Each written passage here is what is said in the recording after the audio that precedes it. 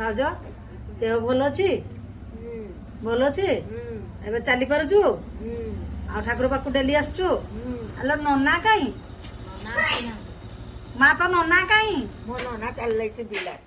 ବିଲାତ ଯାଇଛି। କେତେବେଳେ ପୂଜା କରିବ? ସେଟା ପୂଜା କରିବ ରାତି ବେଳକୁ ଆଇବ। କେତେବେଳେ ବାବାଲୋ ସେ ନନାକୁ ଦେଖା ନା 8ଟା କହିବି 9ଟା ବେଳକୁ ଆଇବ। ହେଲୋ ସମସ୍ତେ ବଡ ବୋଉ ନନାକୁ ଟିକେ କହିପାରୁନି ଶୀଘ୍ର ଆସିକି ଆଳତି କରତେ?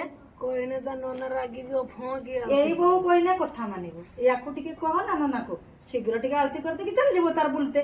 ବିଲାତ ଯାଉ, ଦିଲ୍ଲୀ ଯାଉ, ବମ୍ବେ ଯାଉ, ଯାଆଡେ ଯାଉଛି ଯାଉ। ଇଏ ନନା କି ସବୁ ବଢିଆ ତ ସେଦିନ କହୁଥିଲା ଖେଚୁଡି କରିକି ମତଲବ ବଢିଆ ଭଲ କହୁଥିଲା। ୟାକୁ ଡାକୁଥିଲା ଟାକୁ ଡାକୁଥିଲା।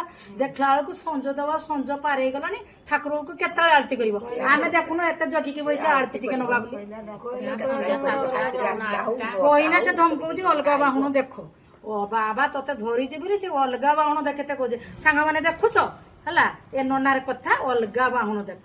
ଅଲଗା ବାହୁଣ ଦେଖିଥିଲେ ଆଉ ତ ବାହୁଣୀ ଆଉ ତତେ କେନେ ଆମର କହ ନା ଆମେ ଯଦି ସଞ୍ଜ ବେଳେ ଟିକେ ଆଳତି ନ ପାଇଲୁ ରାତି 11ଟା ବେଳେ କରିବୁ 8ଟା ବେଳେ କରିବୁ।